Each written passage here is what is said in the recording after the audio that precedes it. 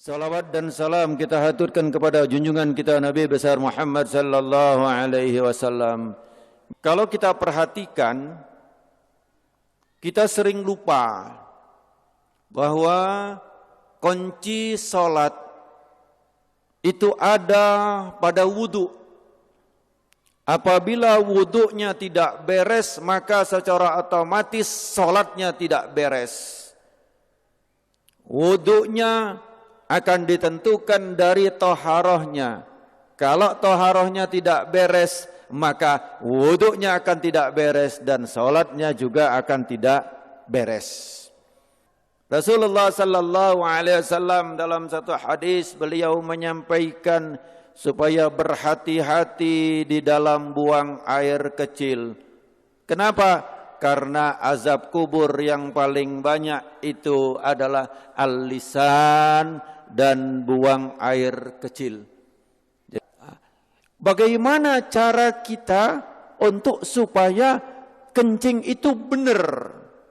Supaya kencing itu tuntas. Supaya kencing itu bersih daripada hadas. Bahwa seseorang yang toharoh sering sekali keliru. Kenapa keliru? Karena ngambil gampangnya, ngambil mudahnya, yaitu kencing berdiri. Bapak-bapak sering kencing berdiri, tapi ibu-ibu kencingnya jongkok. Nah, pada kesempatan ini saya ingin menyampaikan bagaimana cara kencing yang benar, kemudian hubungannya dengan kesehatan. Kalau seseorang yang kencing berdiri, bisa saya pastikan dan saya sudah uji coba, ternyata masih ada sisa. Di saat seseorang buang air kecil dia berdiri, maka posisi klep seperti ini. Ini, ya toh? Seperti ini. Panjang, ngapunten, di dalam masjid, tapi karena ini kedokteran harus saya sampaikan. Untuk perempuan kantong kencing, terus kemudian ada namanya uretra, saluran yang keluar, itu panjangnya 1 sampai 3 cm untuk yang perempuan. Jadi sangat pendek. Tetapi kalau untuk yang laki antara 5 sampai 7 cm. Jadi panjangnya uretra, kalau dalam bahasa kedokteran disebut penis, atau bahasa Indonesia itu yang dinamakan burung, ya toh, ini panjangnya adalah 5 sampai 7 cm. Nah, dari 5 sampai 7 cm itu klepnya ada di pangkal. Jadi bukan di ujung. Bukan di ujung daripada burung atau penis tadi, yang ini tadi bukan di ujung. Tetapi di pangkal. Jadi di kantong kencing, di pangkalnya itu inilah tempat kelep. Pernahkah kita bertafakur tentang kelep? Siapa yang membuka dan menutupnya? Hanya Allah Subhanahu wa taala yang memelihara kita. Kalau seandainya dibuka terus, Pak, celek, buka terus, gimana kira-kira kita? Ngompol semua, Pak. Atau sebaliknya, kalau seandainya nutup enggak buka, gimana kira-kira? Kita enggak karu-karuan, Pak. Enggak usah lama-lama, 1 hari saja nutup enggak karu-karuan. Bagaimana cara toharoh yang benar? Cara toharoh pertama, cara kencing yang benar adalah hendaklah jongkok. Siapa yang mengajarkan kencing berdiri? Itu adalah ibu-ibu. Kenapa? Kalau anak kecil, waktu kita masih kecil ya, kalau anak perempuan disuruh jongkok. Tapi kalau anak laki dipegang ketiaknya, atau bahasa Jawanya keleke, pegang, benar enggak, Pak? Celak begini kan, disuruh kencing berdiri. Bahkan kadang-kadang anak-anak kalau ada yang kencing jongkok dibilangi, "Oh, kayak anak perempuan." Kencingnya kayak anak perempuan. Ini satu ajaran yang perlu kita luruskan. Perlu kita perbaiki bahwa kencing yang benar itu adalah jongkok. Apa hikmahnya? 1, nanti insya Allah saya akan kupas hikmah daripada kedokteran. Bagaimana cara jongkoknya?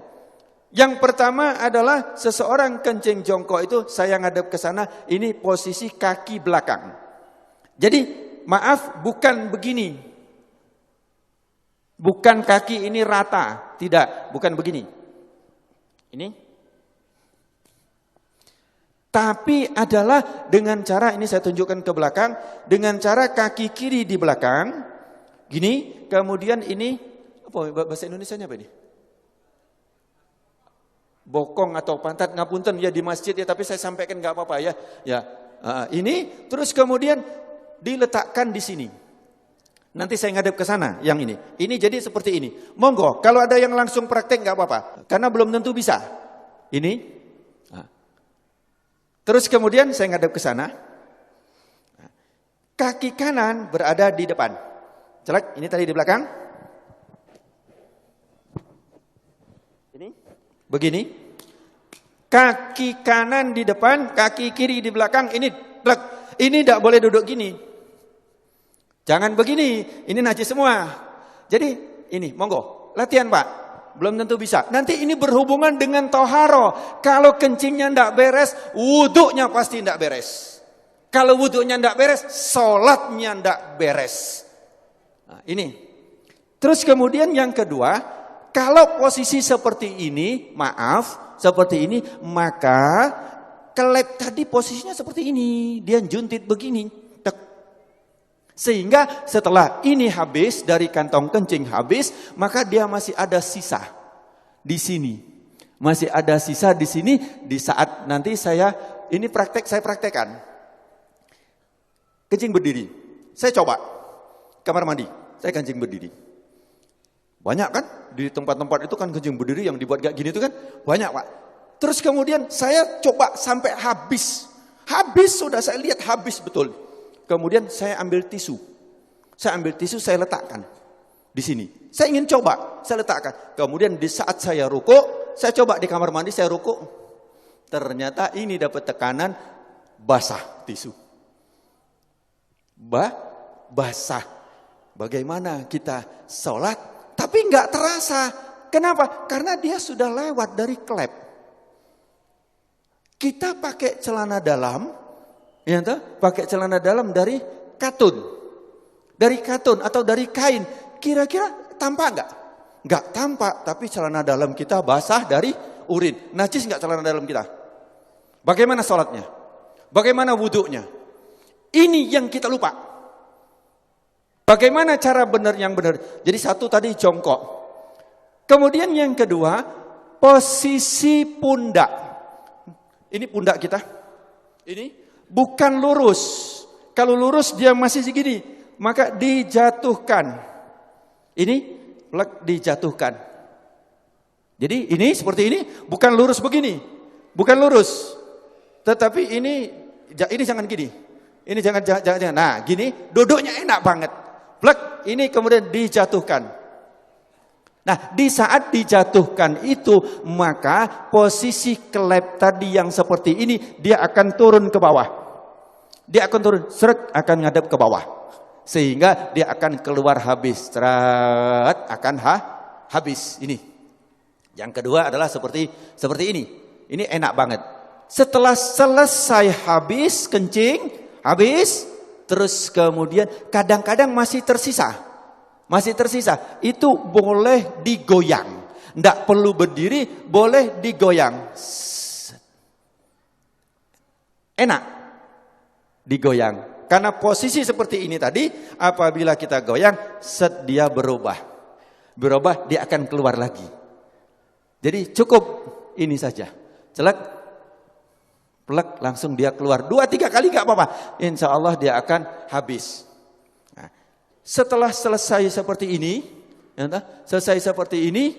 yang kedua adalah hendaklah berdehem. Hendaklah berdehem. Ini yang kedua yang diajarkan oleh Rasulullah Sallallahu Alaihi Wasallam adalah berdehem. Bagaimana cara berdehem yang benar? Ini juga penting. Berdehem yang benar itu bukan bukan. Berdehem yang benar itu perlu belajar. Gimana cara berdehem yang benar? Adalah dengan cara tarik nafas.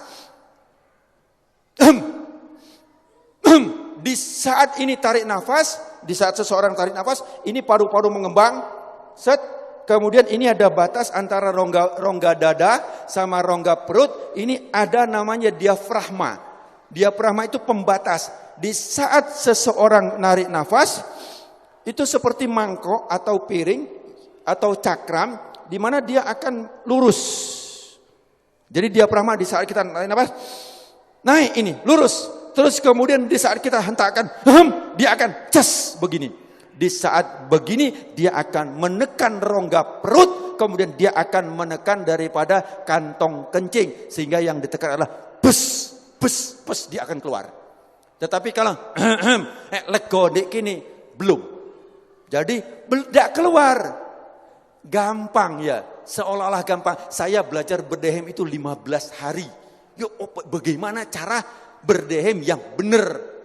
Saya bertanya, 15 hari baru tahu dengan cara tarik nafas. Nah, bukan cara berdehem kayak orang mau lewat ada sandalnya. Bukan. Jadi caranya adalah tarik nafas. Nah, itu harus latihan sebanyak 3 kali.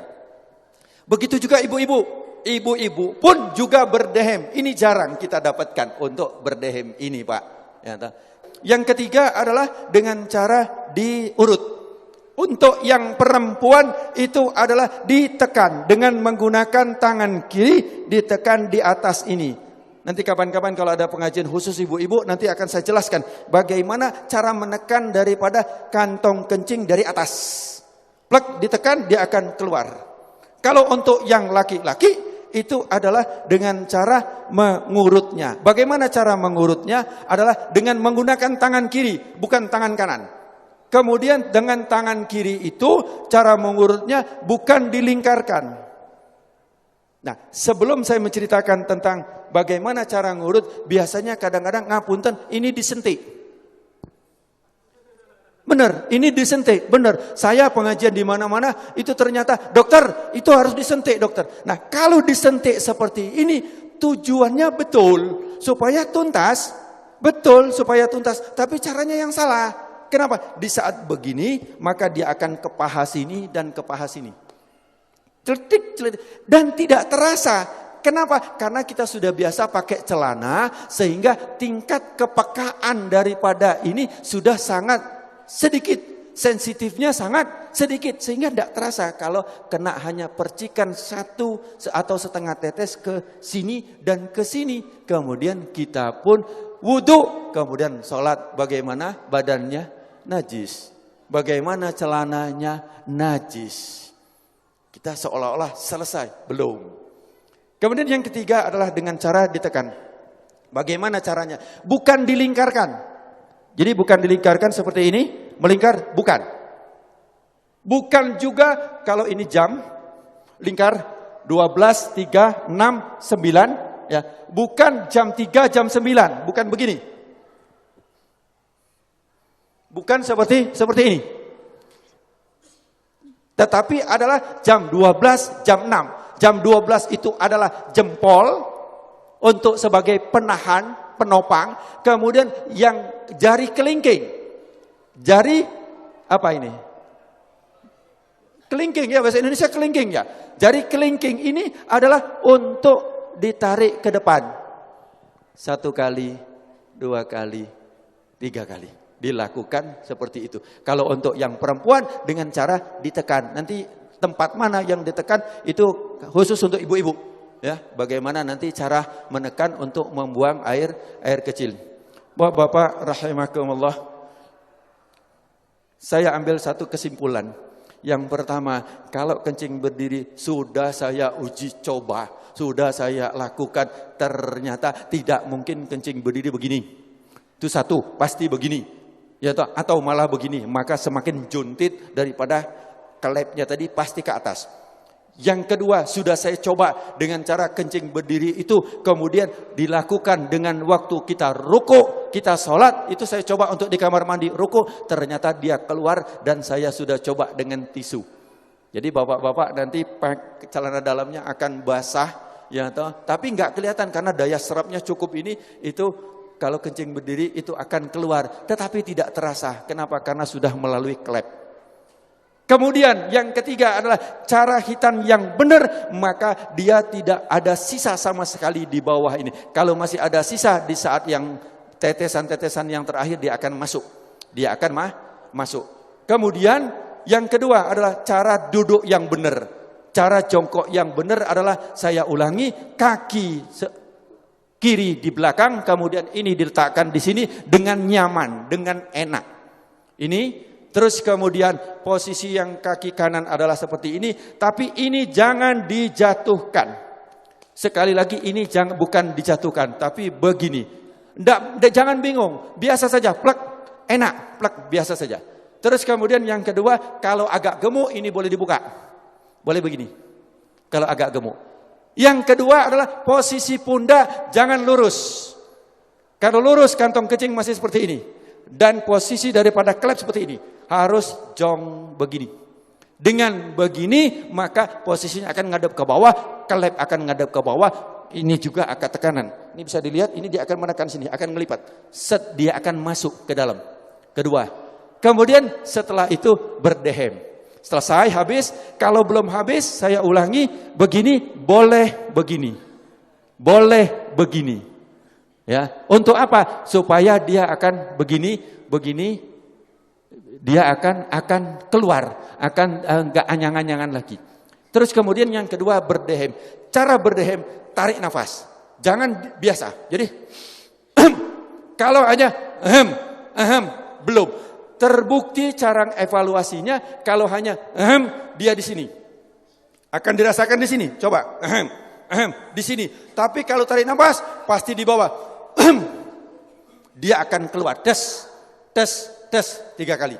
Setelah itu baru kemudian dengan cara diurut. Tapi sebelum berdehem, sebelum diurut, tadi kita harus geser supaya dia ini.